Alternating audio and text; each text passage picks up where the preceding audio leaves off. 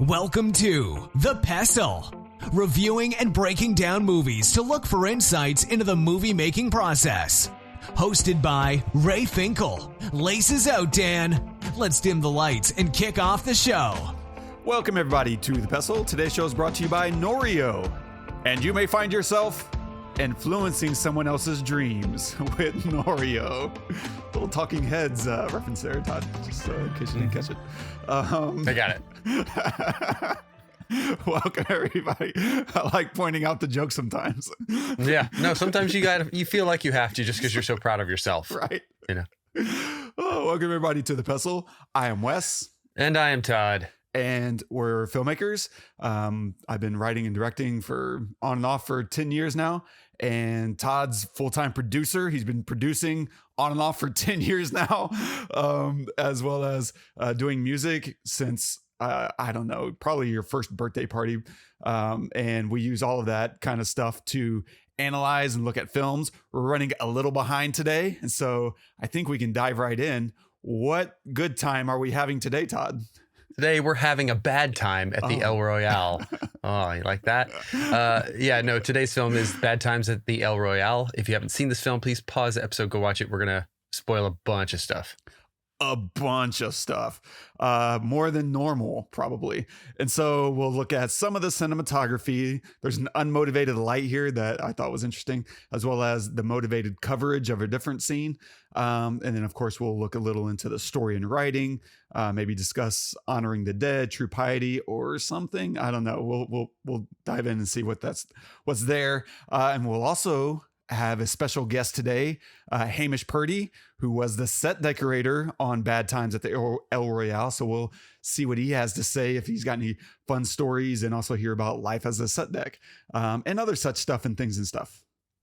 And a quick synopsis of the film. In 1969, 4 strangers check in at the El Royale Hotel, and some of them are not who they appear to be.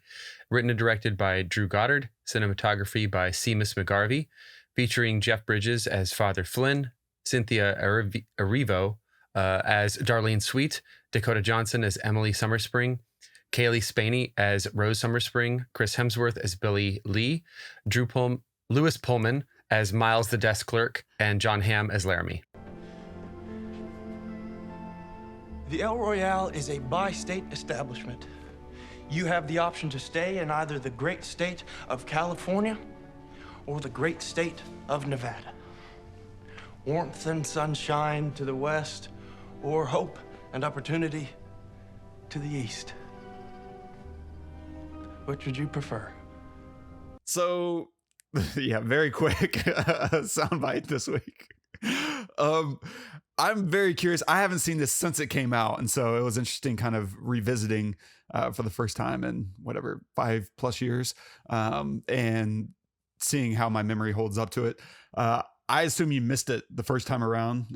It was one of those films that had a lot of PR behind it, a lot of marketing, but I didn't know a lot of people who went and checked it out, even though when I saw it, it was a packed out crowd. But I probably saw it opening weekend. And so I'm curious, one, how you feel about it, what you took away from it, highs and lows of Bad Times at the El Royale. No, I saw it. I think, well, actually, maybe I didn't see it in theaters, but I have seen it before. It's really interesting because you have no idea. It's one of those, Clue movies where, we're learning about each character little by little. And I like those. I like not knowing stuff and seeing how people act. And one of the things that I took away from the film was that, not everybody, you don't know everybody's motivations, right? I mean, the best example that I could see, well, there's tons in this film, but my favorite example was of Jeff Bridges' character when he's about to drug, what's her name? Darlene. Yeah. Yeah. Darlene, when he was about to drug her, and then she breaks a bottle over his head. Up until then, I mean, well, at first you think there's something up with this guy. And then, first you think Jeff Bridges is a priest. No way. And then you think, oh, there's something up with this guy. But then he gives the story of him not remembering things, which, by the way, what a performance. His monologue. Yeah, I'm glad I have you notes agree. on that, by the way. Actually, we are going to dive into that. Oh, good. So then you start thinking, oh, okay, maybe I'll buy into this.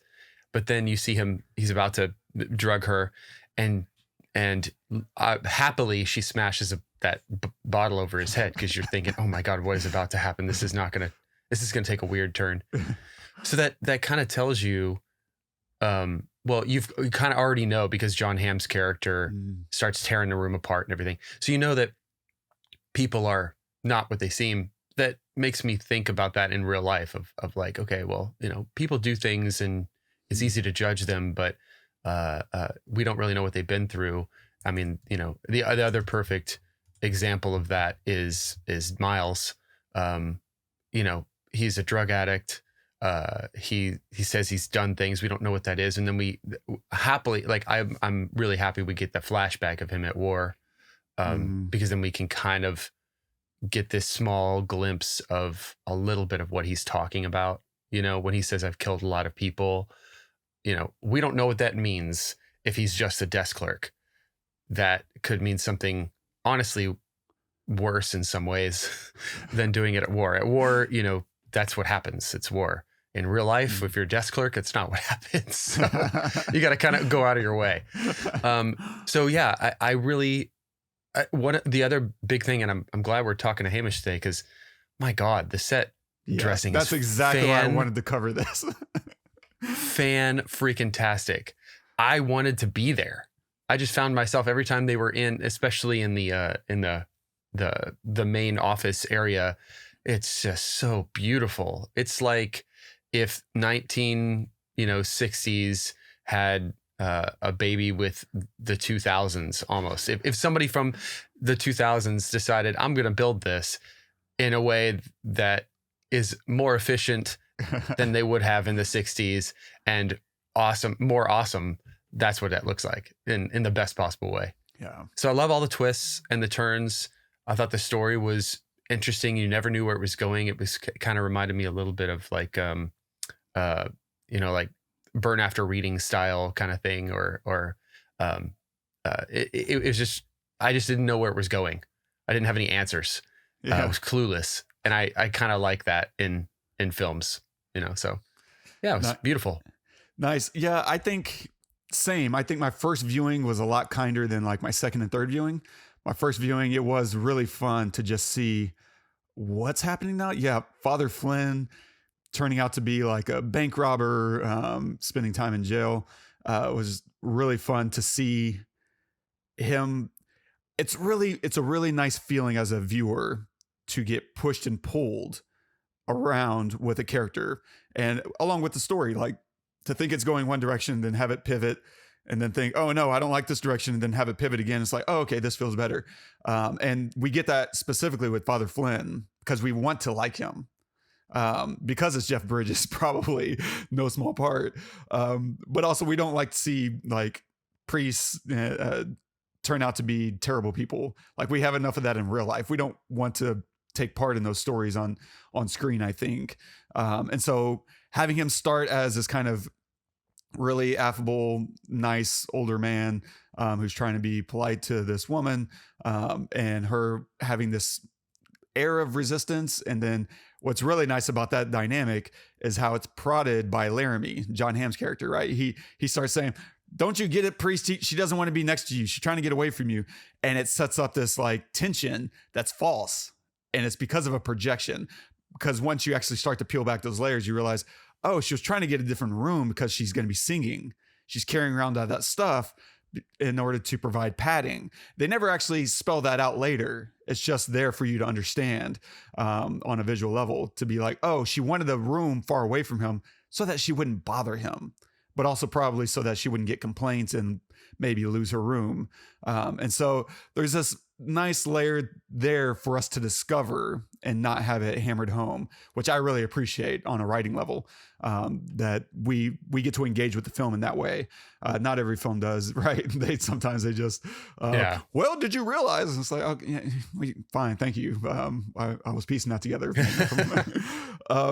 And I think also you're right, being able to discover who all these people are, why they're there. It's really, really rewarding on the first viewing to be thrown into the blender and say, wait, what's happening? Oh God. On second and third viewing for me though, it started to be less rewarding just because it feels everything begins to, you start to see the seams a little bit more of, oh, everything looks so coincidental. Like, why is so many coincidences happening at the same place on the same night? Why is there this priest trying to dig up cash from 10 years ago? Why is this woman, kidnapping a sister?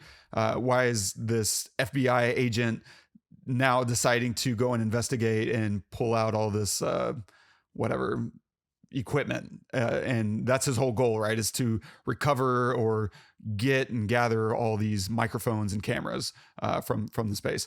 And those three things are so coincidental that on inspection, it starts to be like, this is one big coincidental night, which is fine. But I think going in that first time, it's very justified just from the standpoint of, you never know when you check into a hotel or a motel who you're surrounded with. And so everyone there has their own individual story. And I think it's calling on that experience that most of us have had about being surrounded by strangers and playing the game right at the mall or wherever, watching cars go by and saying, I think that person is on his way to confess his love to the girl from high school or whatever.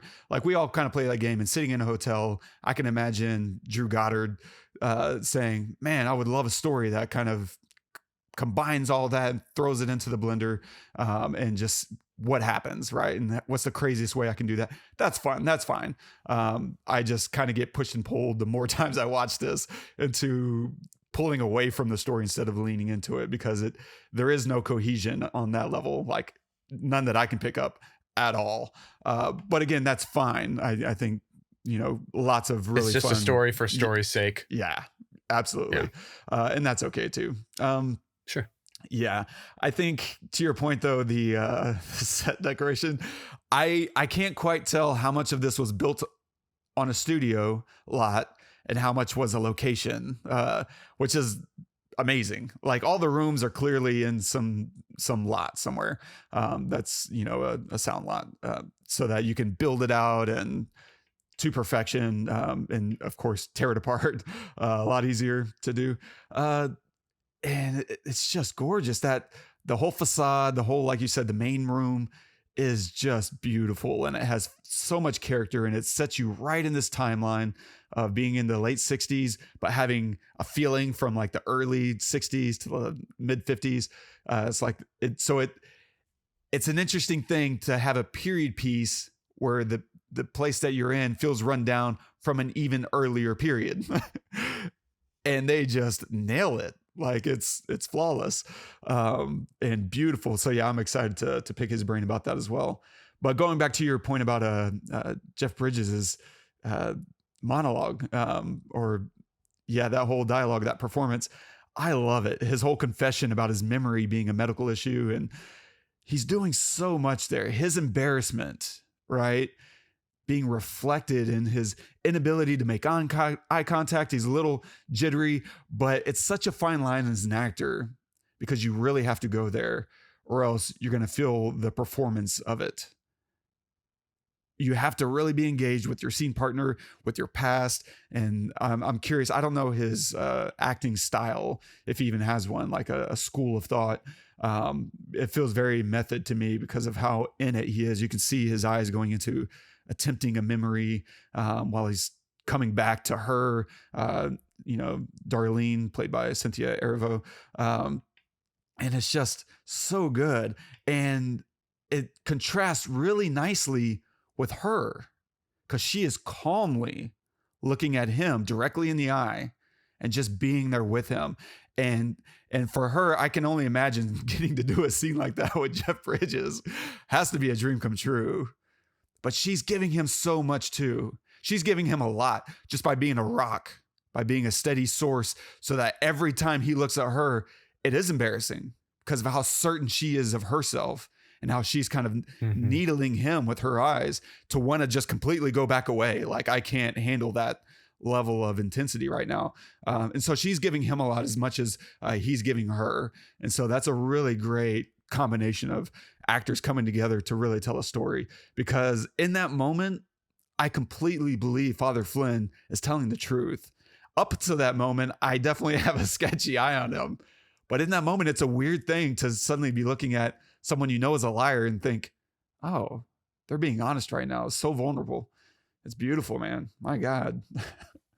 Yeah. And she, she's other than Miles, because I love Miles in this film. Yes. Other than him, she is my favorite character in this whole film. Like, she's unbelievable actor. And I mean, her singing, I heard you playing it before we were going on. I can just listen to that all day. She is incredible. Whatever, and it's obvious she's singing that. Yeah. It's not ADR'd. Like, that's her singing. I don't have to look that up. But just like, if acting doesn't work out for her, which obviously it does, but if it doesn't, she should be a singer because she's fantastic. Unreal how good she is. I will say, I think this movie would have played better for me if I can nitpick here, which is, I guess, that's the point. That's what we do. I probably would have liked this a lot more with about 20 to 30 minutes shaved off. Yeah, I agree. It went to 2:20 or something. Yeah, and I was like, I remember thinking about the 2 hour mark. How much longer? Mm. Yeah, I think around an hour 45, you have a much stronger, tighter story, and there's things you could chop off to get you there. I don't think you have to make a lot of sacrifices. Some of it is probably just tightening a scene here and there. And then the one thing I probably would lose is part of her backstory is that whole session that she's in as a backup singer. Mm-hmm. I would probably cut that whole thing. I think there's either a way to rewrite it or a way to treat it in post where you're just like, we need to lose it. For me, it just didn't ring true. Like, everything happening in the performance was awesome. That oneer as we're swinging around the room, inspecting everything, and then we finally reveal her right dead center in the frame. Beautiful cinematography. My God. Like, that's really world-class stuff happening in there. Seamus McGarvey is unbelievable. But it's what happens after that when she gets pulled, when the producer stops everything and he gives her this, very weird talking to, that just did not ring true. It rang really hollow for me. Just because I don't see what benefit he's getting out of doing that. Like, it just didn't make sense to me. It felt like he was going to make a bigger threat than he's making. It felt very mafia-esque, right? Over her being a little sharp and a little flat. Yeah. It was weird. I think if you're going to keep that scene, I would rewrite it to be more along the lines of he dresses her down in front of everyone. Like, stop. And now we're going to slowly push as he's just berating her in front of everyone, and then ending it with the threat. What do you want to do? End up in Reno, singing breakfast shows or whatever. And then we can cut to her arriving at the hotel or whatever that next segment is. Like, I think that has much more emotional punch. It feels truer.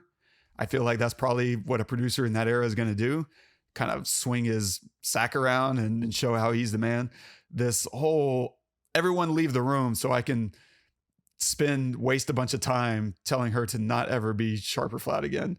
And it's just, I'm not saying that's never happened, but it just didn't ring very honest to me, is the way I kind of. Yeah. I mean, I think everybody gets a little bit of a backstory, right? And but I think that she's such a strong character. I mean, spoiler, she survives in the end. And I get a sense of the other thing that I don't like about it is that she's just passive. She just takes it. Yes. And that doesn't seem like her character. I think her character is not passive, but she's also not aggressive towards any. Right. She wouldn't be aggressive towards him anyway. She would beat him with wits. Yes. Do you know what I mean? Like that's how I feel like that would have gone. And that would have strengthened her character, would have given more of a, even if they were alone, if they kept the idea of them being alone, but she basically wins that whole altercation, that develops her character a lot more than her just standing there taking it. Because she doesn't do that in the film. Not once. She is the heroine of this film. I mean, without her, everybody dies. Well, not everybody, but yeah. I mean, she's in a room where she's tied up, guns pointed at her, and she never loses her cool. Yeah. Not even when she thinks she's going to die. Right. You know, she's just like, laying on her side. She's just taking it.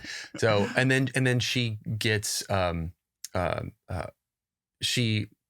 gets Jeff Bridges' character to absolve Miles, which is the most beautiful thing. I started crying watching it, all because of all three of them too. That's one of the reasons I actually really love this movie, for these little moments of complete honesty, and that rely on multiple people. It's not just a monologue here or like a shot there.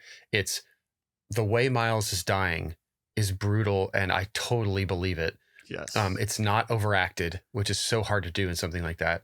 The way that she asks Father Flynn to absolve him is beautiful and honest and real, and re-asks him.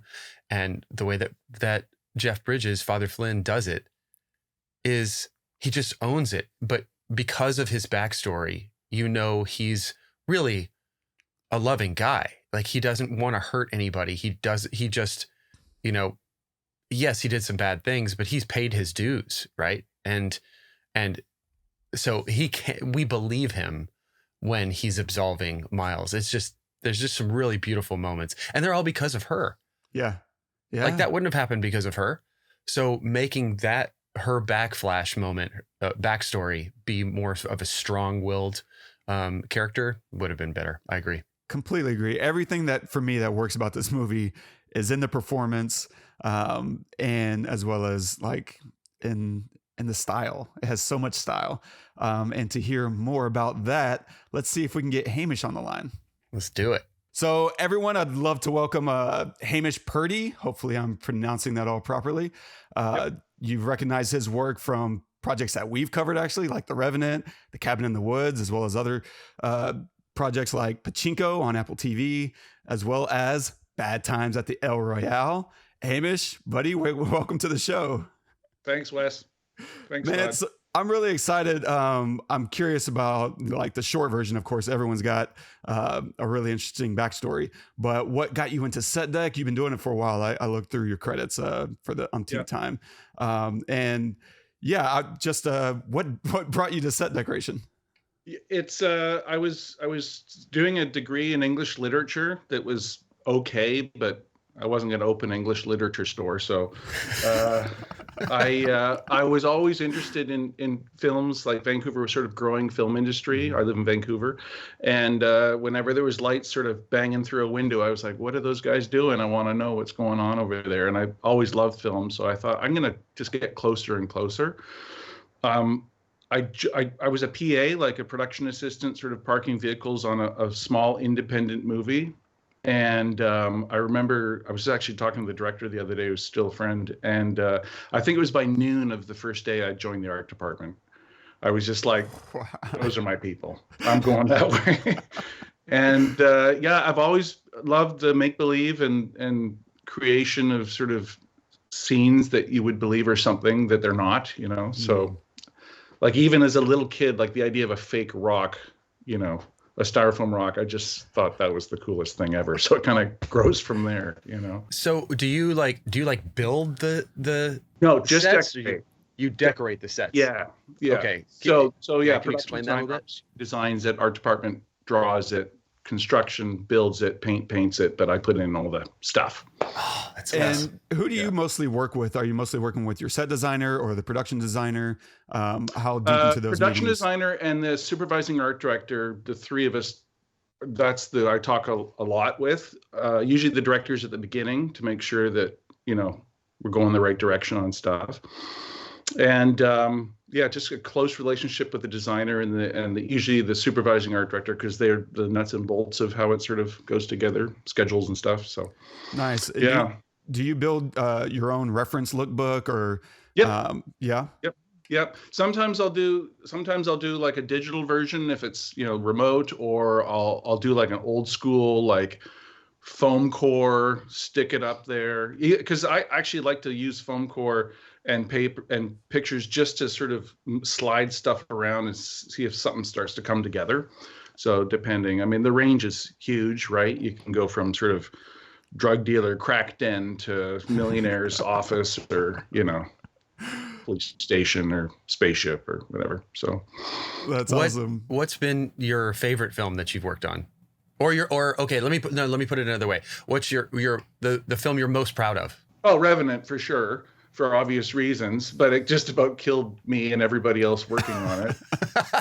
Oh, so the rumors are true. Okay. Yeah. Everything you heard, it was cold, it was tough, it was caustic. Anyways, but yeah, sometimes I think Pachinko was particularly difficult, but when it was all done and I got home and then it came out and I watched it, I was like, oh man, that's really good. Like, Yeah. I didn't know so much when we were doing it because you're kind of head down in it.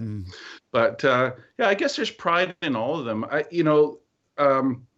I did one called Welcome to Marwin, which is based on a true story, and Marwin Robert Call? Zemeckis, which was fascinating working with him. It didn't turn out to be the movie I thought we were making, but the whole time I really enjoyed it. I really, really enjoyed every moment and the collaboration. And then of course, Robert Zemeckis' team is very well-oiled and good at what they do. So it was really neat to see that. That's interesting. When you say, this is the kind of stuff that I'm interested in. Like when you say it didn't turn out to be the movie that we thought we were making. Well, I thought we were making. Yeah, no. And so that kind of like hammers home a little bit to me that throughout the creation process, all we see as moviegoers is a finished film. Yep. And so we think, as someone who, I say someone who doesn't really know the whole process of everything, might think, oh, that's a thing that was made. But throughout the process, it's just a good reminder that throughout the process, there is a communication that has to happen with everybody at every level who does every little thing, from sound to DP to set deck to acting to directing. Everybody has to be on the same page. And so it could be that somebody on set deck is thinking that we're making one type of movie, and then the director thinks we're making something else, and it turns out to be the thing that the director is thinking they're making. And that's just a very interesting thing, that at the end of it, it's like, oh wait, it was that? Oh yeah, I was on set for 3 months. I didn't think it was going to be that. Yeah. Or what happened to all that stuff we did? It's gone. Didn't make the edit. Yeah, I didn't make the cut. But also within within our sets, there's things where it's like, I hope I'm heading the right direction just on this one set. That it's what they expect. Like I did Percy Jackson, the TV series, which is actually coming out in a couple of days. The story, he's like a 13-year-old kid, but he's been away from his apartment for a while. So I kind of dressed his bedroom like a 10-year-old's bedroom with a little bit of 13-year-old in it. But then the showrunner and the director came to me and they said, it just doesn't line up with him. We gotta make it look like an older kid's room. And it's like, and I had like an hour and a half. And I was like, okay, very quickly, let's see, how can I bring this forward 3 years in the kid's life? Like, what can I introduce, And so I made a quick list, and I've got a great team, and we just sort of knocked it out. And that was one of the things where I just double checked that we're on the same page on this stuff. And we have an hour, so let's just see what we can do and just bring it to that exactly what he's looking for or she's looking for. So, yeah. What are your go-tos whenever you start hearing this last minute like that? do you have just a car full of props, or you start running around the rest of the set and saying, what can I steal? Really good crew, resourceful crew. We have in Vancouver, some pretty good prop houses, and they've been around for a while. And myself and my assistant, my buyers, we know the inventory pretty well. Recently, Facebook Marketplace has been an insane source for items, like incredible. If you're very specific about, I need a maple coffee table that's 17 inches high, you can find it, So it's, okay. Yeah, I mean, it's a great source, actually. We've just discovered there's a pain of picking up things from the public, and, there's all that. But there's lots of sources. You can find stuff everywhere. That's cool. How about for bad times? This is such a specific era. We were just talking about this a minute ago it's set in 1969, but it's dilapidated. So it's not 1969. It's like 1958. That's right. And a little rundown. And so what was that process like? A little bit of renovation in there. And that was, it takes place, I think, over one night. Mm-hmm. Yeah, it's one night in 1969. So it's, that was a lot of custom, lot of fabricating of everything, all our carpets and wallpapers. And that was all custom because of the scale, we needed so much of it. And, we built that whole casino, including the two wings and the parking lot, all on a stage, a 93,000 square foot stage. What? It was the only way to do it. It was because of the camera constantly moving and, the comings and goings. We were like, okay, we poured asphalt. We put curbs in. We did all the doors. Yeah. And then you go up the stairs and into the main casino. And that was like a one complete thing, including the hallway behind the reception to Miles's little room. And then the stairs down to the secret tunnel. And so that exterior facade was all fabricated from scratch. Yep. Yeah. I had no idea. That was the one I was like, I'm not sure if this was fully built or if they sourced that and then I knew at least the rooms were all soundstage, but that's incredible. And we actually built a bit of the exterior again out on location just for some wide shots where the cars, when she pulls up at the very beginning, through the woods. So we comped in some extensions and stuff, but the whole thing was not only that, the stage ceiling was completely plumbed to rain at any point.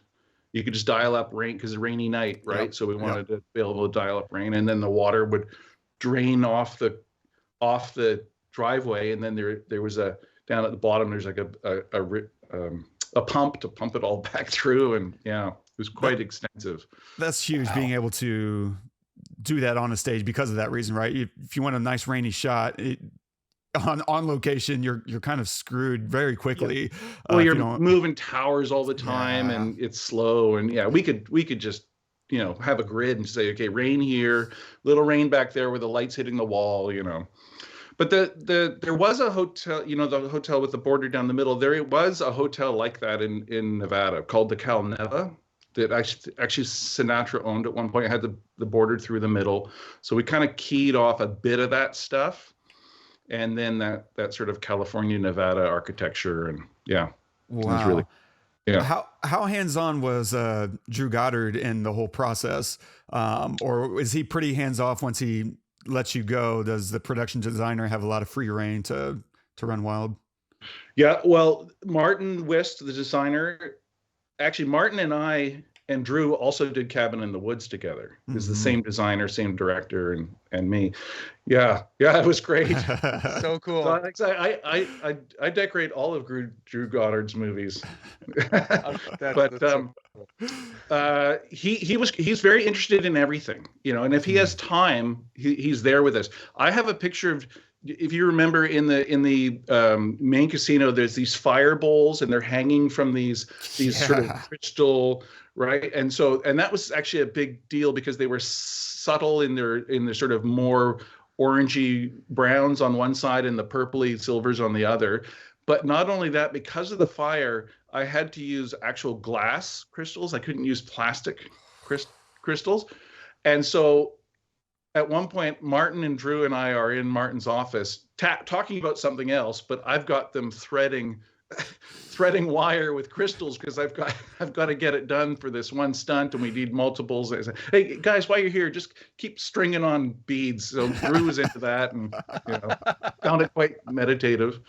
How did it feel to have him be your assistant? Wallpaper, every bit of carpet, like that's all shown, like a client. This is what the walls will be. This is what the bedspread will be like, and then we did camera tests on a lot of stuff. We scheduled a couple days of camera tests with Seamus, the DP, and so we had I remember I had a bed that had 10 bedspreads on it, and you just kept peeling them off to show what it looked like in the light, and and they would change the light, dark, day, night, and stuff like that. So, yeah.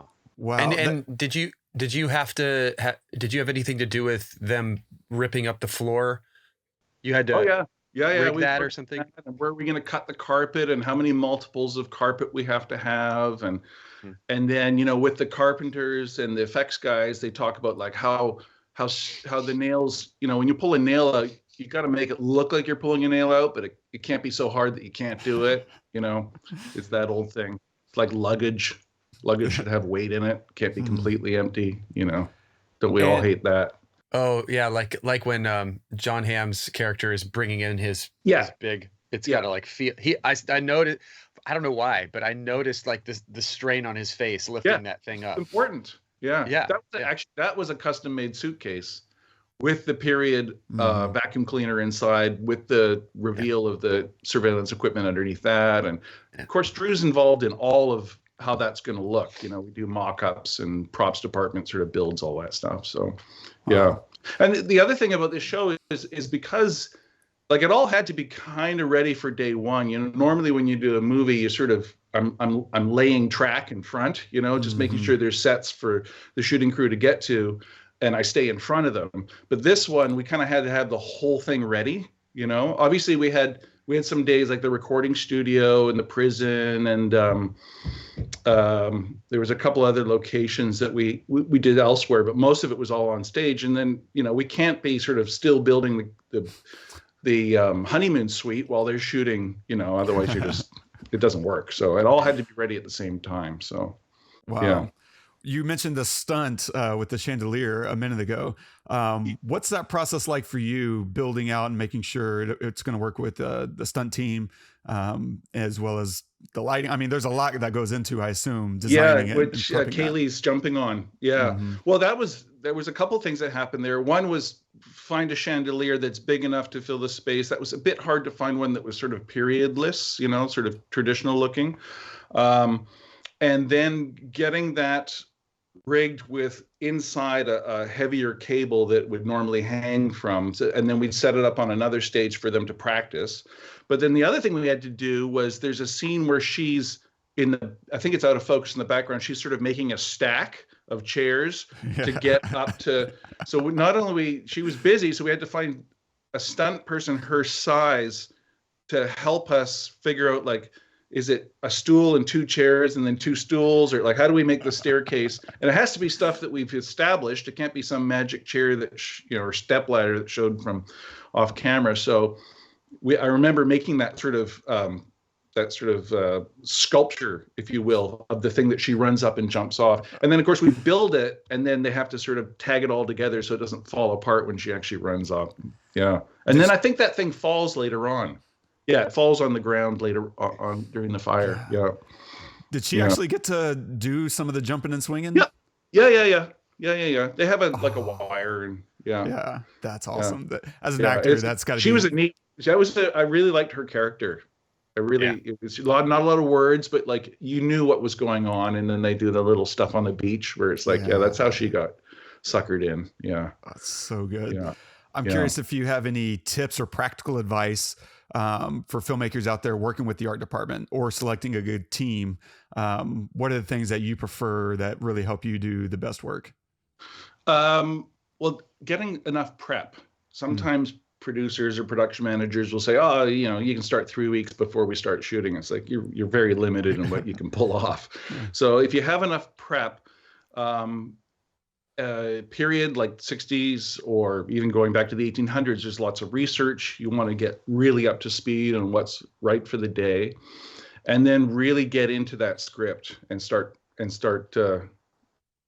grinding it in the pestle. Yeah, in the mortar pestle. You got to pull it all apart, right, and understand everything, and also how long they're going to be there. You know, if they're going to be in there for 7 pages, you know they're going to shoot the hell out of it. So everything's got to be perfect. That's a great point.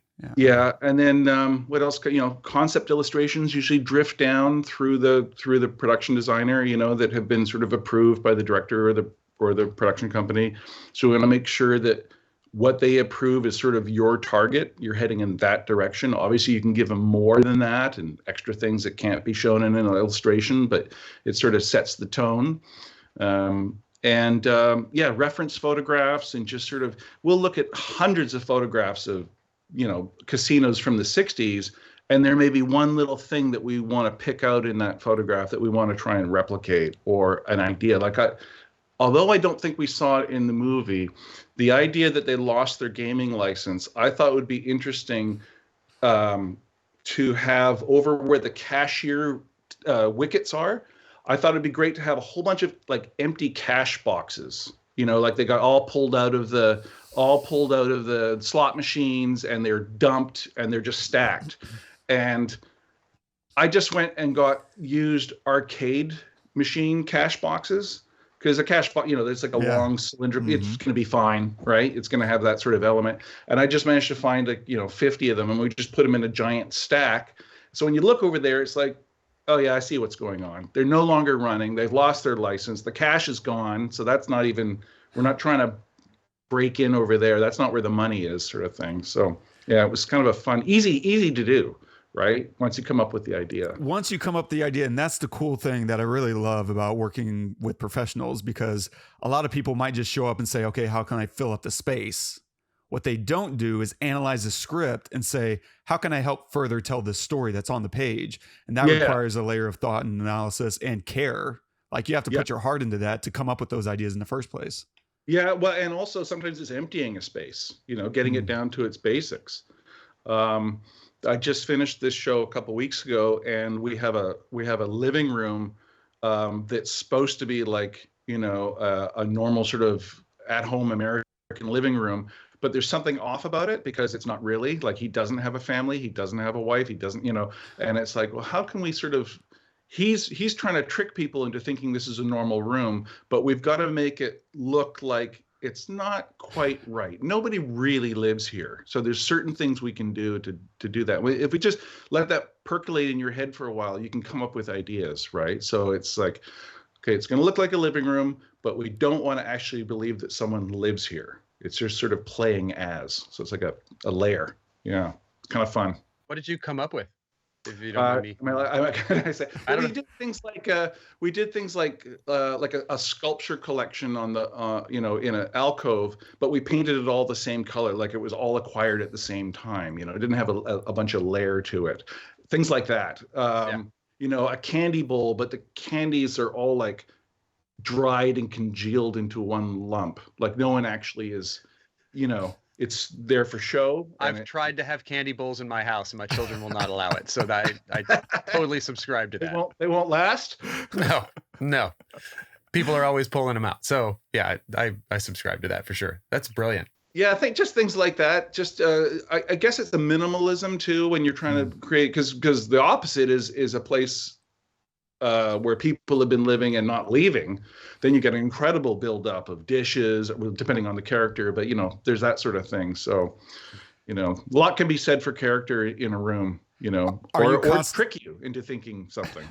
You know? Are you constantly analyzing people's houses when you visit? Like, oh, that's interesting. Taking pictures, sneaking like little shots. If Hamish comes over for the first 5 minutes, he is analyzing you. Yeah. Just by the way. Why did you do that? Yeah. No, it's interesting. I on Miami Vice, I got to go to Miami for about a week of prep before I headed off to the South America and stuff like that. And there was some Michael Mann, of course, is the king of sort of research and accuracy and access to stuff. So he obviously, from his years of the television show, had a lot of contact with the Miami Police Department. So we had access to photographs of real drug dealers' houses after they got busted. And I just like the real thing, right? So I'm just pouring through these pictures for the whole day. Like I've just and there's certain things you start to see. Like you start to see certain things repeat. It's like, well, for sure, we got to have this and we got to have that. Like a very expensive gaming TV stereo system, but not on any furniture, just sort of on the floor up against the wall, right? Like that sort of stuff.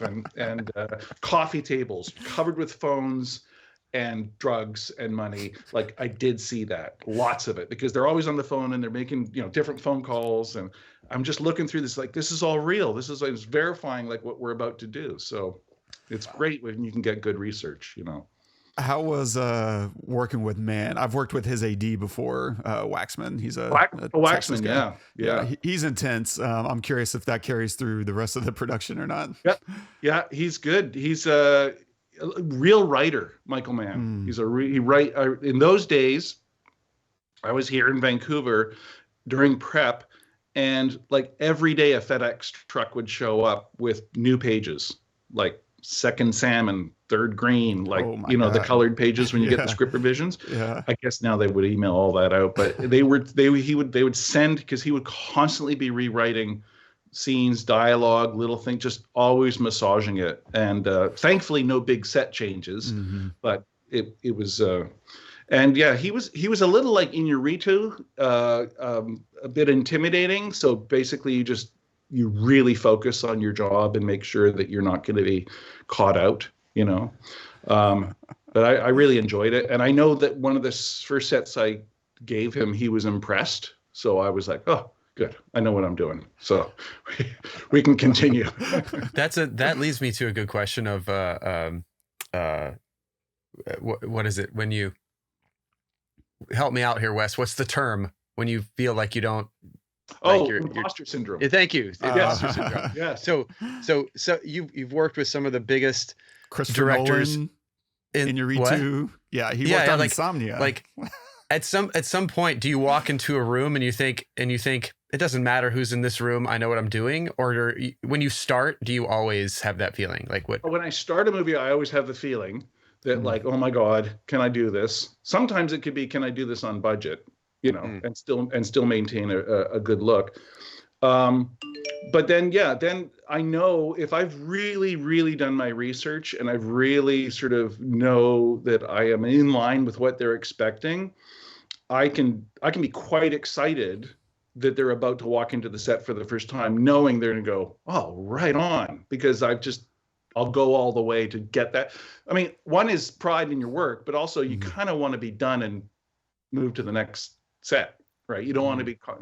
Could you think you can get me a plant? What about a thing? And I don't want to be caught in the black hole of the shooting crew when I'm trying to get in front to the next thing. So yeah. It's also during tech surveys and stuff, just really keeping your ears open, there could be little discussions or somebody could be mentioning something. Oh, that's a good idea. And it's like, oh, wait a minute, that might affect what we're doing. So you really want to always be listening. Tech surveys can notoriously be untechnical, and I always try and keep my ear to the DP and the AD. Like AD could be saying, "Oh, we may shoot this out of order this day." I'll get even just that thought. It's like I better keep that in my head. If they may shoot this out of order, we want to be in here the day before. We want to, we don't want to rely on the shooting schedule. If it feels like it's not quite solid, let's stay in front of them. So, yeah. Wow. Any other fun tidbits? I mean, like I said, you worked on Insomnia. You gave us a little Michael Mann, Cabin, Revenant. Any anecdotes that pop out? Especially, Insomnia, working with a young Chris Nolan was interesting and fascinating. Obviously, I could see right there that this guy knows what he's doing. And watching Al Pacino work, that was interesting because he clearly has done it before. Like you just watch them just do take after take with props in different spots, hitting their marks and all. And it's just like, wow, this guy is, that was pretty cool. I don't know. There's so I'm old, so many years of it. I got to work on one of the Mission Impossible movies, which was fun. We the what was it called? Ghost Protocol. Yeah. The Burj Khalifa one. So we did the interiors of the Burj on stage here, and watching Tom Cruise work was interesting because, again, someone who's done it before knows exactly how it goes together, you know. And Pachinko was fascinating. Nice. So when you finish a project, do you we talk about this a lot about, you know, you pour yourself into a project and then when it's done, you got to kind of let it go. Right? Yeah. Do you ever have a feeling of like, oh, you know, when it's over, or are you always excited to get to the next thing? Or yeah, I guess you anticipate the sort of the arc as it comes to an end. Yeah, some of them you just don't want to leave the people that you're working with because it's just been such a good thing. And what happens is I'll finish, and then the shooting crew will be done, and they'll wrap, and then we'll wrap our stuff, and then sort of close out our accounts and all that sort of stuff, and either go on to another show or go home and wait for the call. But it won't be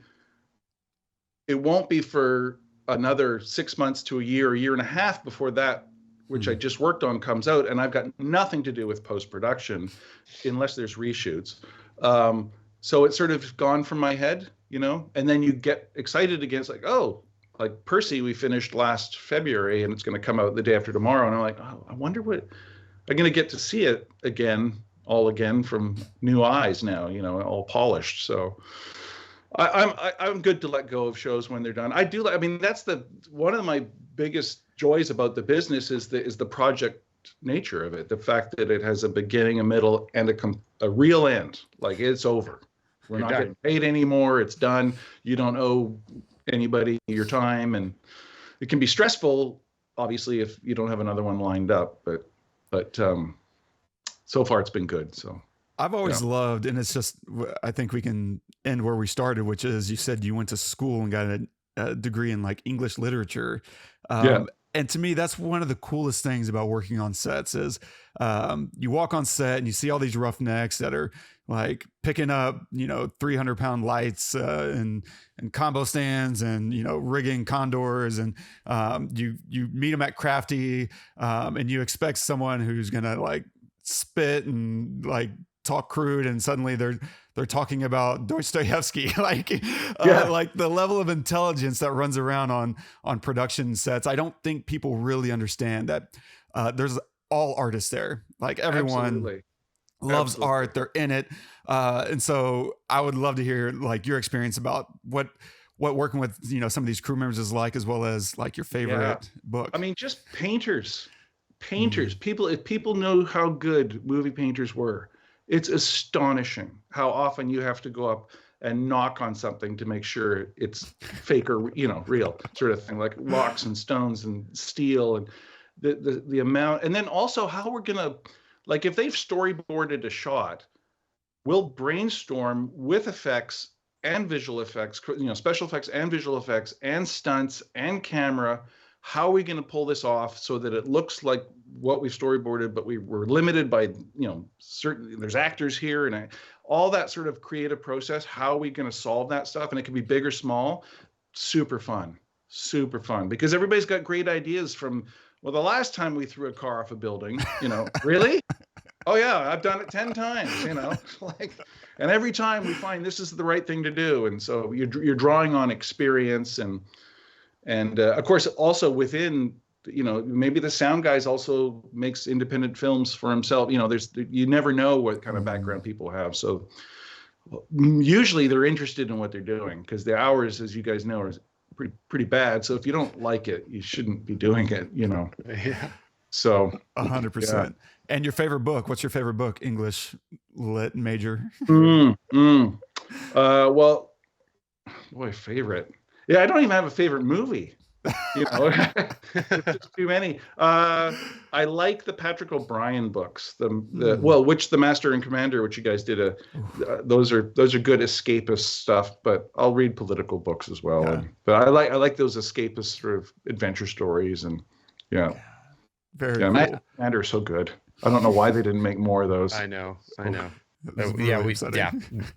I did have one more question, which is for anybody who might be listening that is interested in set decoration or just getting into the business in general. Like, what advice would you give them on either getting started, or if they're interested, like where to, are there agencies? Do they just find sets to walk on? Like how do you get started in that game? Yeah, it's a good question. I'm obviously asked all the time, my son wants to get into it. So and also when I got into it, it's different. So, I used to like send out resumes, and there was no cell phones and emails stuff like that. So there was a lot of sort of walking on the pavement to get it done. But I guess it's student films. Obviously, you can take some film courses, and when you're going to film school or taking just a film course at a community college or university,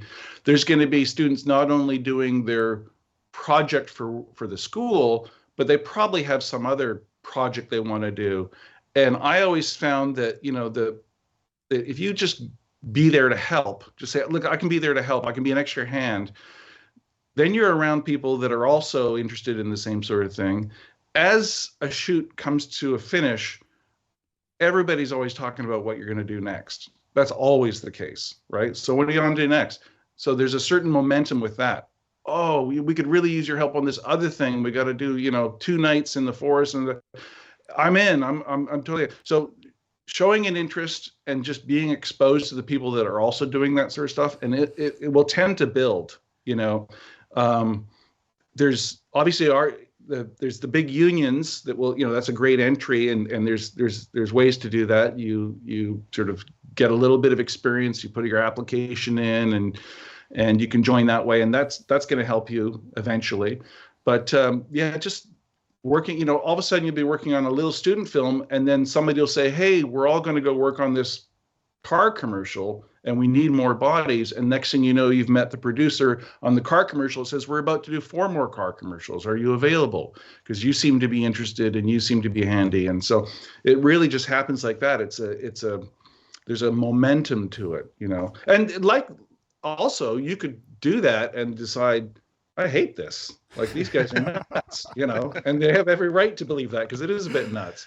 So, you exposing yourself just by being around, and it could start on a small student film, and then, another independent thing, or a little commercial, or, so. Great. Dang. Thank you so much. Yeah. Dude, thank you so much for coming on. Any final words of wisdom? Keep going. I like your show. I really do. We got one, Wes. We finally got a listener. No, it's really great. And you guys, the way you really dig down into it, it's like, what was the other one I listened to the other day? The No Country for Old Men. You're right about all the decisions those guys made, and just the thought that goes into their filmmaking. And it's like, yeah, they really do think about that stuff. And like, what was it? The lack of music and using music when it was important. Like, or I didn't watch your Oppenheimer one, but I thought that was too much music. But anyways, yeah, that's a great point. Yeah, at one point I was like, can we just turn the music down for a second? It's so dramatic every moment. But anyways, no final points. I just really enjoyed your guys' podcast, and I only wanted to send you a note, but you lassoed me into talking about bad times. That's so. right. That's my man. That's Wes. Yeah, always go. promoting. Yeah. Dude, thank you so great. much, man. This was a real genuine pleasure, and super excited. I'll keep an eye on what you got going on, and I might lasso you this into next another one, Heretic, is going to be really cool. Yeah, this is another Drew Goddard film. Yeah, no, it's not Goddard. It's the two writers of A Quiet Place. Oh, right. Brian. Yeah. Escaping and me. We just did 4 days on location and 32 days on stage, and it was basically 3 characters. Whoa. It was The whole thing in 36 days? Yep. Wow. Yeah. Wait, so what is this? It's called Heretic. It's an A24 sort of thriller horror type of, but very cerebral and incredible amount of dialogue. And Is it going to be streaming or is it out in the theater? It will be just wrapped, probably theatrically released. Yeah. Cool. Probably. Good. Yeah. Holy crap. Yeah, really cool. It was neat to do something like that where it's just basically one house set and then a couple other things, but one thing to concentrate. And yeah, it was fun. Oh, man, I them just big, want to I talk. like them small. Yeah. I just want to talk to you about movies. Like I've got so many movies that I want to ask you about, like from a set decoration Decorating. point of view, like Yeah. Sunset Limited. Like, can we talk about that for Oh a my minute? Yeah. Like just all these. Yeah. Anyway, There's- thank you so much for joining us. Yeah, I'm happy to do it. You guys call me anytime. Dude, thank you so much, Hamish. Okay. We'll put some links to you if you want to drop me any place where people can find more of your work. I'll drop your IMDb, obviously, but if there's no it's place. Yeah, awesome. Yeah. All right. Cool. Have a good one, bro. All right. Have a great Sunday. Thanks, You man. too, my friend. Okay. And we're back. Dude, how cool is he? That is probably one of the coolest people I've ever met Oh in my my God. life. Listen, all you other podcasters out there, I'm sure y'all are fine. But our guests are the best. Our guests kick all the other guests' ass. I mean, seriously. It doesn't matter who we bring on. They've always killed, bro. Yeah. I mean, we've had Sergio, Hannah this year, obviously Trent, Hamish, like everyone we bring on, bro, is just an amazing. And I think that speaks a lot to the kind of people, we attract as well, like just very thoughtful, layered people. And that's just to me, that's nothing speaks higher about what we're doing than the people that actually we get to engage with, and that's just really humbling and very cool. Yeah. Just seeing the questions that he asks himself, Yes. going into his work.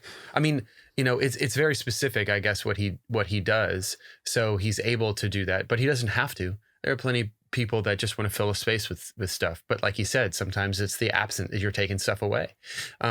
And you and I both love that kind of attitude about everything. 100%. Yeah. And this is a great example of his work, but he kept talking. I'm like, you worked on that and you worked on that. He said Cabin in the Woods. And I was like, oh my God. Okay. You had me. Yeah. You had me at Cabin. You had me at Cabin. I have a few notes. I'll run right through them. We've definitely pushing the clock here. But in terms of cinematography, there's an unmotivated light whenever Laramie is running around pulling cords out of car trunks, right? Or car hoods off of engine blocks. And there's one where he pops a trunk and he goes to pull some cable. And there's this engine light while he's pulling this cable that's not remotely motivated by anything. It's like this light shooting up through the engine to illuminate what he's doing. And I say that to say that who cares? And it's a thing that it might not always, you might feel a little vulnerable as a artist making a thing like that, because you want everything to feel as visually cohesive and not jarring as possible. But in this case, it really doesn't matter for a lot of reasons. One, it's a very quick shot. But we need to see what's happening and the angle that they're having to shoot in. You don't want to just keep repeating the same thing that you've seen in other cars. You want to make sure visually it looks different and distinct from the other things that you've been watching. And so you need to make it look good, but it's so fast that we don't spend any real amount of time in that space. So we don't need to be overly precious about how motivated the lighting is, because it's literally going to be like 36 frames, maybe 48, because he goes in, he pulls the cable.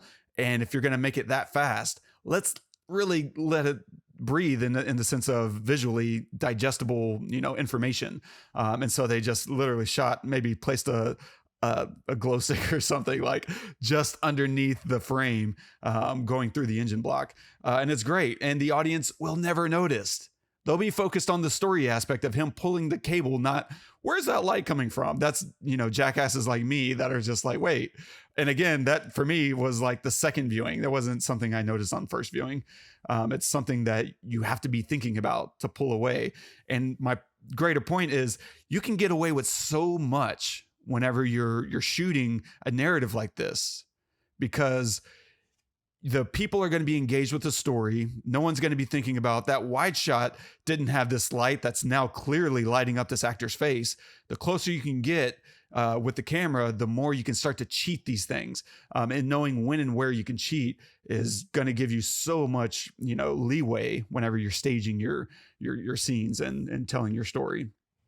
By contrast, there's the introduction of Billy Lee that I think is really interesting because he is being backlit and it's completely motivated.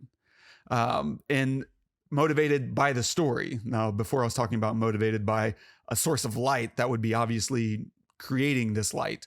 And there's nothing to motivate that light. But here, this is a story motivation of when we first meet Billy Lee, the first shots of him, he's being backlit by the sun. And as we're trying to look at him, it's completely obstructing our view and Rose's view with the sun's glare, right? And it speaks to his character being this godlike, character. And so doing that gives him this kind of radiance and also shady, right? It's both. It's really interesting to be able to create a sense of shade as well as a sense of radiance. And it's all being done through backlighting him and it's right in line with the way we shoot him at the start, right? The first shot of him is an overhead. When we see like the water kind of crusting on the sand, as well as the footsteps in the sand. And then he enters the frame from the left, right? And he's walking and following those footsteps. And to me, it's very reminiscent of that kind of corny Jesus poem that people have in their bathrooms, right? Of when I looked up, there was only one set of footprints and it was because I carried you or whatever. I'm not trying to make fun of it. This corny. and so it's kind of immediately like bringing these thoughts and feelings for me anyway. I remember the first time watching this, I was like, oh, this guy thinks he's God. Before he ever said a word, I immediately knew who this guy was in this story. And then I just kind of waited to see if they were going to flesh that out. And of course, it didn't take long before they get there. And yeah, so I love that kind of idea. And the same thing later, whenever we go into Rose's chapter, the first shot of him again is this overhead. It's a godlike perspective, right? We're looking down as if from God's point of view, and it's him in this yellow field of flowers, and it's very bright and it's still giving the sun vibes, right? We're looking down at the earth, sun's nowhere in sight, and yet you still feel the sun through the flowers and the color choices there. It's beautiful. It's very spot on in terms of telling your story visually. Yeah. The other thing that I really liked from cinematography standpoint is the coverage in the scene with Father Flynn and Darlene. This is after she's bashed his head, right? And now he's trying to get her to understand who he is and why he did what he did, or tried to do what he was going to do, and failed. And to me, this is perfect coverage. It's not overly covered, and that is to say they don't film it from 30 different angles. And I think that's because it's a very slow scene. So we don't need to create a bunch of energy through lots of cuts. And since we need fewer cuts, we don't need a lot of angles to cut around. Instead, you need to be specific in choosing which angles you're going to use. And so when the camera is inside the car, they're discussing their relationship, right? What they should do to resolve their situation. And I also love that when we're shooting her, the angles on her, it's including the steering wheel very prominently, which is to say that she's in control. They could have angled her a little bit more and framed out the steering wheel a little less in the frame, right? But it eats up a lot of the frame, and that's to reinforce the idea that she's in the driver's seat in their relationship. So it's just this metaphor at play. But when the camera is outside, because we do cut so that we're looking through the windshield, and when we do that, it's because they're now referencing the other girls at the hotel, right? The sisters who are locked in, they don't know what their deal is. And he's trying to figure out what you know about them. And so to reflect that the conversation is moved to beyond the car, things that are happening outside, let's put the camera outside. And it's visually beautiful, right? We're shooting through this wet windshield with rain hitting, and it's just going to look really good. But it's important to save that when the conversation shifts. I think a lot of immature cinematographers and directors would shoot the entire thing through the windshield because it looks good and it's not helping tell your story. Like, make sure whenever you're cutting or choosing an angle that it's helping to tell visually as well as narratively what's happening within the scene in the context of the story. Yeah. And so editing wise, towards the end, they're at the gambling table. What is that? The roulette. And Father Flynn is telling a lie about, I don't know where the money came from, right? It's hers. She came with it, blah, blah, blah. And that's when Billy Lee, played by Chris Hemsworth, says that, did I tell you I hate priests? Do you want to change your story? And now we cut from Flynn. He looks over and we cut to his perspective, which is the kid, Miles, right? And the implication that's being made here through the edit is that he doesn't want to change his story because he's thinking about what the kid wants. What does the kid want? The kid wants to feel like his soul is being taken care of before he dies. And so there's a story element that's not being stated here. Instead, it's being left for the audience to interpret through the choice of cuts. And by cutting to the kid, we now think about the kid's desires in relation to what the father is having to choose to decide of what he's going to reveal about himself. And he's going to try to stick to his guns because he cares about the kid. It's a beautiful, simple edit, and it's there. It's there to tell the story. I'm so glad you brought that up, because these kinds of things that we talk about can seem like, for someone who might be listening that's wanting to write like a film or something, and wanting to layer in, complexity like this, it might seem like, how the hell would I do that? Like, how would I even start to do that? But really, I think this is a perfect example of just be still and put in the room conflicting desires, right? So of your characters, right? This is a perfect example. You've got the father who is not really a priest. And everybody knows that except for the kid. He's like the only one that doesn't know it. But we know the motivations of the kid, which is completely different from the motivations of the priest, completely different from the motivations of the antagonist. So all of these are just meeting, just make them talk to each other. Just in your head, just make them talk to each other and see what rubs can you get. You have the kid wanting this, you have the priest, in trouble. He can get out of it, but if he does, then he dashes the hopes of this kid, and he likes the kid. We like the kid. So don't look at it don't look at it from the point of view of how do I do this?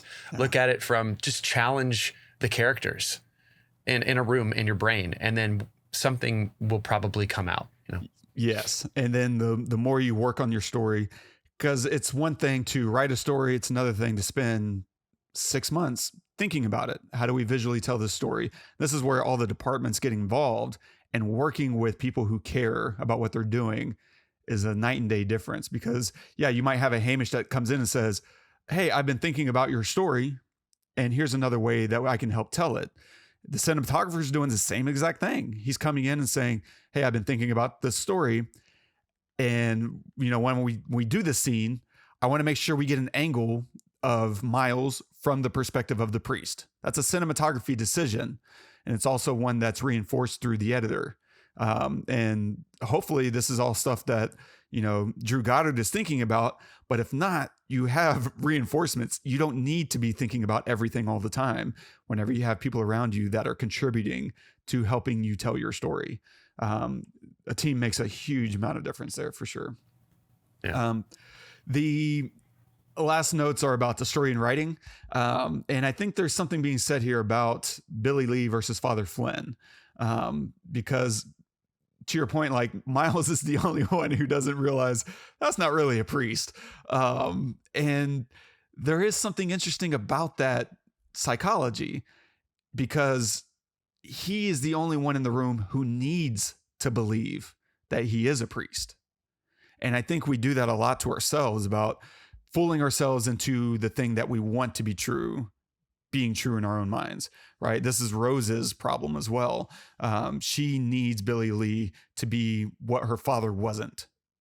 And yet by doing that, she pulled herself into another exact same situation that she was probably in the first place. And so there's a lot of interesting dynamics because on the contrast between Rose and Miles is really interesting, because there's a lot of shame over what Miles did, and he's looking for absolution. And Rose might be suffering some other psychological factor of needing a father figure to step up and actually take care of her, and being manipulated into that through with Billy and his false promises of deity or whatever his deal is. He's kind of this interesting Koresh Manson thing going on. And so, yeah. And between Billy Lee and Father Flynn, perhaps there's an analogy being formed here about faking religion or piety or godhood. And I think maybe to some degree, there's also a comparison with California versus Nevada, right? The sunshine of California. And what does our guy say? California, right? Warmth and sunshine, or to the east, Nevada, hope and opportunity. And so there's some kind of comparison here, because we also have Darlene, who leaves California for the hope and opportunity being provided in Reno. And so there's some life choice decision that I think is trying to provide some cohesion. I just don't think it's quite strong enough for me to pick up. And maybe that's because I'm a dum-dum as it goes. But beyond that, right, neither one, Billy Lee or Father Flynn, is what they pretend to be. And they're both capable of offering salvation or redemption. Now, Billy Lee sees himself as a god, right? He gambles with life and manipulates his followers for his own ego. That's clearly all self-serving stuff that's going on there. By contrast, Father Flynn offers salvation to Miles, right? Despite feeling unqualified. And so to me, as I sit and think about these characters, it's asking to me, who is really offering something worthy to humanity, right?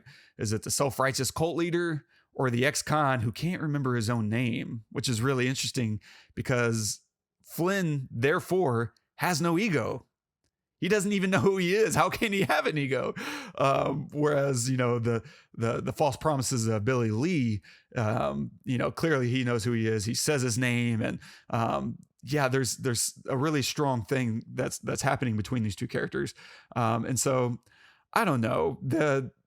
The film is also seeming to invoke some other aspect of redemption, right? It features there's a film that was captured by Miles that he kept, because the guy that's in the film was very kind to him, and he's like the only person who's ever been kind to him, which may be true. I don't know how bad desk clerks get at motels, but probably didn't get better the further back in time you go. Probably. And so it features some famous orator who's now dead, but meant a lot to people. But he's having some kind of sketchy forbidden sex that would ruin his memory, his reputation, etc. And so we get to the end of the film after watching Billy Lee trying to dangle salvation in front of people and make them fight for it, right? Let's have us a tussle. And then you have Father Flynn genuinely trying to give someone salvation, though he has no right, quote unquote, to it. And you can spell that with R-I-T-E. You're welcome. But Darlene, therefore, goes through this whole experience seeing these things. And what does she do at the end? She gets the film. Father Flynn gives it to her. She now has power, and she burns it, right? She keeps alive the memory of the deceased, keeps it intact, along with their meaning to the greater world. And to me, she's offering the same thing Flynn did, which is salvation, but not actually to the person on the tape. That person's gone, but she's offering it to everyone who remembers him. She's offering something unruined, unblemished for the people who got some salvation or redemption from that person. She's allowing them to keep that intact. And I don't know that I have the perfect finger on the whole thing, but I think there's something being said about all of that. And it's lovely. I think I would have hoped it to be just a bit stronger in the through line and the connections being made. I don't know if that's a line here or there, or maybe some restructuring of the story itself. I don't know, but it's nice. I think you could look at that character as being either MLK, probably more likely JFK. And since, you know, you got the FBI involved, that could either go, it could go either way. Like FBI had definitely had some choice things going on with MLK, but I felt like, I don't know. Anyway, I don't know if you had a stronger takeaway or if you picked up on any of that stuff, but feel free to chime in. No, I mean, I think it's all stuff that we kind of said before. I did have a question, which is, which character in this film is your favorite? It's hard for me to get away from Jeff Bridges. Like, I think what's really cool about this, every character is their own thing. Yeah. There's no repetition here. And so whenever I see Dakota Johnson being Emily Summerspring, I'm like, damn, she's strong. Like, she has a perspective, and you can feel her really caring for her sister. That's a really nice, well-told story. I hate Billy Lee with a burning passion. That's cool. That's good to invoke anything.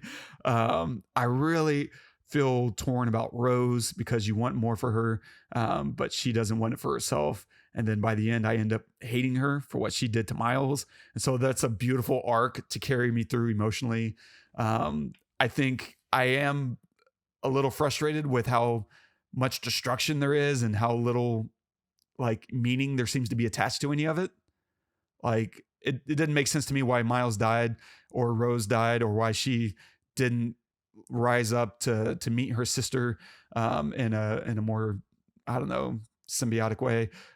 There's a lot on the writing side that I'm just like, I love Father Flynn though. Like there's never, and that, I don't know. Yeah.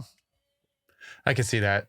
I mean, for me, I think it's Miles. I just, I love his character and his acting is fantastic. It's just perfect. From the moment you first meet him, he's just so awkward and nervous and, you know, like, I don't know. I can't even put my finger on all of the things that I think that he is, but I just love him as a character. So I don't like that he dies, but I do like that it gives Father Flynn an outlet to be something else, where for a moment he is whatever he's more of what he's said that he is. This whole movie in that moment, you know, it gave him that, and it gave the strength to like a powerful being to Darlene, right? Powerful purpose there to convince him to do it, you know. Yeah, that's a great point. I think you're absolutely right. That does serve a very strong story purpose. It sucks though, because I love how badass he is right before that, where he just like blows people away, single shot. Because we see him in his backstory, where he's just shooting, right, and he survives, but we don't know how good he is. And then when he's just single headshot on everybody, you're just like, oh, okay, I see what I'm dealing with. And then when he's kind to her, and then she ends up stabbing him, it's like he let his guard down at one moment, because he was unstoppable. There was no one that was going to stop him except his kindness, you know? So true. Yeah. In that moment, whenever he hands the gun to Father Flynn and then picks up the rifle with his foot, that got me 3 out of 3 times. It's such a cool shot. And it's such a great contrast to the rest of his character, right? He's bumbling behind the counter to get out, right? And he's having to fold and swing, and it's all kind of just, it feels very clunky. And then you see him in his element, and it's so perfectly reinforced by how he treats that gun as like a part of him. It's just a part of his being. It's another limb, and it's so cool. It just is great. Yeah. Nice. Dude, well done. Final thoughts? No, I don't think so. I think we've talked through all of it. I'm really, I enjoyed it. Yes, I think that there are things that could have been better. Maybe it could have been shorter, but I thought it looked beautiful. Thought the sec deck was 100. Yeah. 100%. Same. Like, it's always easy to, I don't know, take a really good movie. And I think it also, coming from Cabin in the Woods, it's just the level of expectation just goes through the roof. You set like a genre defining movie. And like, oh, keep doing that, please. Like, okay, well, hold on. Let me just tell a cool story. How about that? Yeah. And successfully done. Nice. What are you going to recommend this week? This week I'm going to recommend, sorry, I need a minute because I was handling all of the audio stuff. So I need a minute. Copy that. A second. Yeah. I am going to recommend. So I was debating because we have Kaylee Spaney, a very young Kaylee Spaney here, playing Rose Summer Spring, and she's so good. Like, to Hamish's point, like, she hardly says a word, but you know her deal. You know who she is and what she's thinking and feeling and how trapped she is. It's her own trapping to some degree, as well as Billy Lee's, but she's so good. So part of me was thinking about recommending Priscilla, because I have no doubt she's going to get an Academy nomination for that role. Now, who wins is always a bit of a crapshoot, but I'm usually pretty good at spotting a nomination performance, and she nailed it, which kind of sucks because I was hoping to get to work with her at some point before everyone discovered her. And here she is, making one of the biggest films of the year, Sofia Coppola. I don't know if she's got a Ford in there. But instead I'm going to go with another Dakota Johnson movie. And this one is called Cha Cha Real Smooth. Oh, I don't think I've recommended this. Please. No. Haha. All right. So Cha Cha Real Smooth. I think it's still playing on Apple TV. And it's Dakota Johnson and this other, I forgot his name. It's like his first time writing and directing and acting, and he nails it. This guy, it's full of vulnerability and charm. The first like 5 or 10 minutes, it takes a minute to kind of get used to this character, but once it settles in, it's really good. It's full of just humor and I loved it. And Dakota Johnson is on fire. I think her acting has been just completely underrated, thanks to some of the projects she picks, like 50 Shades probably didn't help like sell her talent. Not that I've really watched those films. Maybe they're like incredible works of art or something. But she is amazing. And getting there to see just a completely different type of character is very rewarding. Yeah. So I'm going to recommend Cha Cha Real Smooth. Slide to the left. Okay. what are we gonna do now, Todd? Oh man, still thinking? I'm sorry, still thinking. Okay, I'm still thinking. Vamp. Everyone. No, I got it. Look I to got the it. right. Okay. I got it. Well, let's stick with Jeff Bridges just because we've been talking about him a lot. I'm gonna recommend Crazy Heart. I remember this film back in 2009, 2010, and just loving it. It's a great cast. And just a beautiful film, amazing performance by him. I feel like he's just always been kind of the same age version of himself. I'm not sure. So he looked kind of rough back then anyway, as well. And that was 15 years ago now. So yeah, Crazy Heart. Well done. Stay tuned for it next week. We are going to be covering another new film. It's been nice getting out of the house and going, watching films and covering new stuff. And this really has. And this week we will be looking at The Iron Claw. It's got a lot of heavy hitters in there. Jeremy Allen White from The Bear. It'll be fun to see him play a different character, as well as, oh my God, what's my man's name? I can't believe I'm blanking. Zac Efron, also headlining. Yeah. So stay tuned for that and go watch a movie. Now, I don't know when we'll actually be covering that. Right now, this is the 17th. Next Sunday, we record on Sundays normally. Next Sunday is Christmas Eve. Then the following Sunday is New Year's Eve. And so TBD if we take a couple weeks off, or just find an odd day to record. Maybe a combination of both where we miss a couple weeks and then also just make it happen. But stay tuned for that. And if you're enjoying the show, don't forget, subscribe, drop us a review, leave us a note if you want us to cover something, and the kind of things you find interesting. We do have requests lined up, so stay tuned for that. We haven't forgotten. We're getting to it in the new year. And so, if you want to leave a note on this episode, you can do that at thepestlepodcast.com/. Bad Times at the El Royale. And yes, that will be tricky to spell all out and without any spaces. And our quote of the day today is from Aristotle from Poetics. A well-constructed plot, therefore, must neither begin nor end at haphazard. Want to explain? Yeah. So there's a bigger context. The bigger quote is it's word salad to some degree is how it feels. Like, a beginning is that which does not itself follow anything by causal necessity, but after which something naturally is or comes to be. He's basically saying a beginning has no other beginning. Like, nothing comes before the beginning, which is kind of tautological. An end, on the contrary, is that which itself naturally follows some other thing, either by necessity or as a rule, but has nothing following it. And all he's saying there is the beginning is where you start. The end follows all the things that happened before, and then nothing follows after, right? Tautological. It's like these are self-defining concepts. A middle is that which follows something as some other thing follows it, right? The middle is in the middle. Something happens before and something happens after. That's what the middle is. A well-constructed plot, therefore, must neither begin nor end at haphazard, but conform to these principles.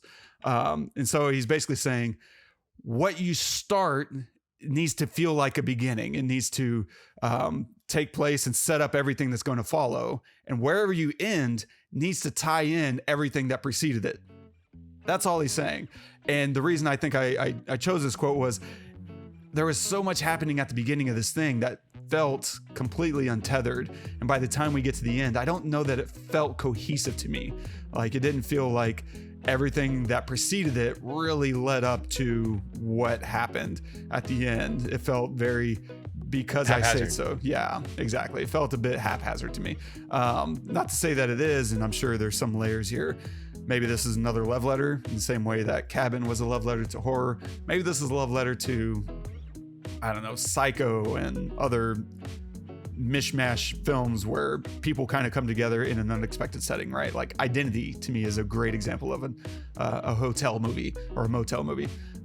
Yeah, but from me on the outside looking in, I'm like, I would have liked a bit more cohesion about why all these characters are coming together in a way that makes it feel inevitable. And this is my only lingering issue, is none of this felt inevitable once we got to the end. Mm-hmm. That makes sense. Yeah. Oh, beautiful. Awesome. Yeah. Anytime you can drag in Aristotle, right? Yeah, exactly. That's we don't get any better than that. All right, let's end it with there. Cool. Well, I want to thank Hamish for joining us and US for getting him on. I think we should invite him on more. Let's just do like a month of Hamish films where like whatever he's worked on, that's what we're going to cover next. I'm totally down for that kind of thing. Could talk to that guy forever. But thank you, Hamish, for joining us. Make sure you check out his IMDb. We will link that in the show notes. And make sure that you subscribe, review us. It all helps a lot. Share us with your friends. If there's a film you'd like to see us pick apart, share it with us. Maybe we'll do it one day. But until next week, I'm Todd. I'm Wes. Go watch some movies.